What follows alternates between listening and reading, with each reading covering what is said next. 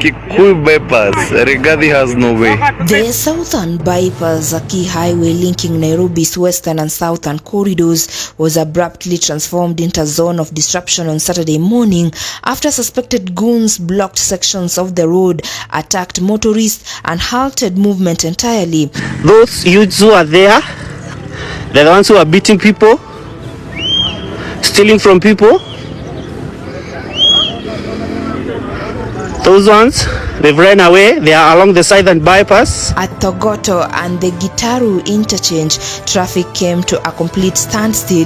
Vehicles stretched across both directions, unable to move forward as the road ahead had been deliberately obstructed. For many motorists, the situation unfolded without warning. What began as a normal journey quickly turned into a tense and uncertain wait. Visual evidence from the scene painted a clear picture of how the disruption was carried out.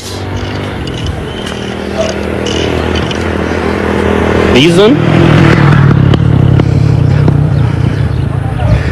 That's the Thogoto Bridge along the southern bypass. Tires were set ablaze directly on the highway, sending smoke into the air and creating both a physical and physiological barrier. At the Kiamburi area, stones were placed across both lanes of the road, effectively sealing off access and forcing vehicles to stop. This is the first truck that was trying to make a U-turn.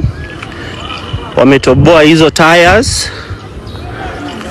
This is the second one that's here. Wametoboa tires pia, trying to block the southern bypass. Close to those blockades were groups of young men. Some carried batons, others had their faces covered, making identification difficult. Their presence signaled control over the space as they monitored movement and created an environment where motorists and pedestrians felt vulnerable.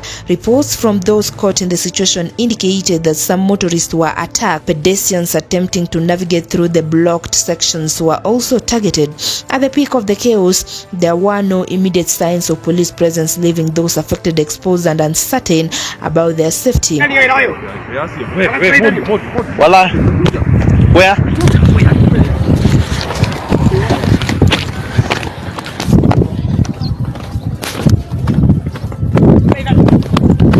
The disruption extended beyond the bypass itself. Access to Kikuyu town was reportedly blocked at the railway bridge, cutting off a key entry point. At the same time, the Dagoretti Kikuyu road was also shut down, further limiting movement in and out of the area. The pattern of closures suggested a broader plan to restrict access across multiple routes simultaneously. Kikuyu bypass, Rigathi has no way. As the situation developed, security forces eventually moved in. According to the latest information, police managed to reopen the southern bypass at Gitaru, restoring traffic flow and bringing the immediate crisis under control. Movement resumed, but the events of the morning had already raised serious concerns. The timing of the incident added another layer of complexity. The road blocks occurred just hours before a planned political tour by former Deputy President Rigathi Gachagua and the united opposition in the area. This connection quickly shifted attention from the physical disruption on the road to a political environment surrounding it. In the hours leading up to Saturday morning, tensions had already been building. On Friday, Gachagua's Democracy for the Citizens Party wrote to Inspector General of Police Douglas Kanja, raising concerns about a possible coordinated attempt to disrupt their rally. According to the claims, the purpose of the meeting was to plan how to interfere with the opposition's activities. The letter further alleged that goons will be deployed to vandalize businesses, creating a situation that will justify police intervention. It also claimed that heavy vehicles will be deliberately stalled along major highways to block access routes to the rally venue. Jana kulikuwa na mkutano uliofanyika katika Kent Mayor Club pale katika eneo la Limuru. Na iliongozwa na mtu mmoja ambaye ni county commissioner anaitwa Joseph Kibet. Siku ya leo ningependa kukemea mipango ambayo inapangwa siku ya kesho.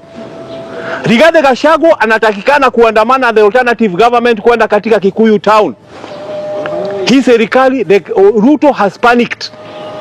Kwa sababu Wakenya wamesema tutaua nyoka na mayai yake. Ruto has panicked.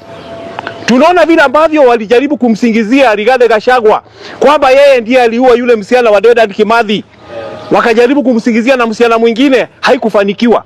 Tunaona vile ambavyo walijaribu kumsingizia kwamba alinyang'anya familia Nderitu Gachagua mali yao, na tukaona vile ambavyo walianza sema kwamba hata wataleta wajane kule katika State House, lakini mwisho ilionekana kwamba hiyo yote ilikuwa ni propaganda ambayo haikufanya kazi. Rigathi Gachagua is a strong man. Rigathi Gachagua ni kama mti inaitwa nini? Ya Mugumo. Wewe Rigathi Gachagua, simama imara na Wakenya. Kasongo, wewe utajaribu kukata huo mti wa Mugumo na wembe, hautafanikiwa. By Friday evening, these allegations had been strongly challenged. Kikuyu Member of Parliament and National Assembly Majority Leader Kimani Ichung'wah responded with his own letter to the Inspector General dismissing Gachagua's claims as a calculated move. He accused Gachagua of engaging in a campaign of incitement, hate and violence targeting the people of Kikuyu constituency. Ichung'wah cautioned the police against making any security withdrawals from the area, warning that such a move will play into what he described as a trap.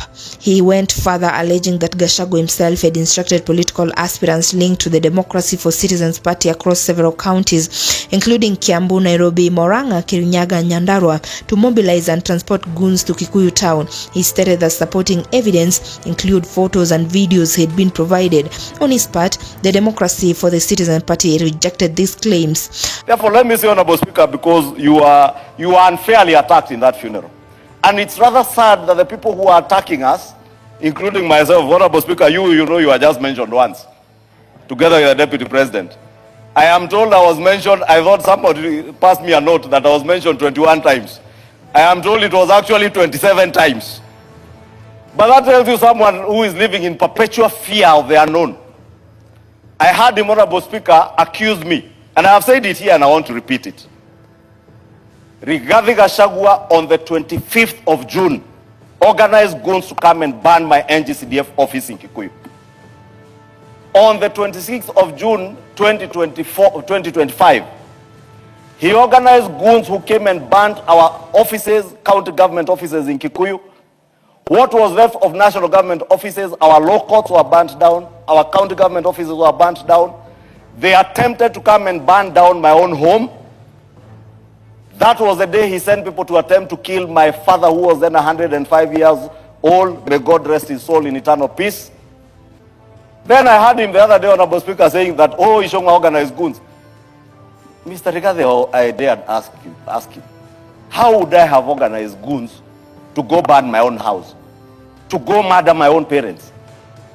And you know, he works with reverse psychology, Honorable Speaker. What he was trying to do to you yesterday was to try and incite the crowd to heckle you, just as we were saying, oh, I had organized Ichung'wah not to speak at this funeral. As investigations continue and more information emerges, the events on the Southern Bypass are likely to remain a focal point, not only for what happened on the road, but for what it may reveal about the wider political climate.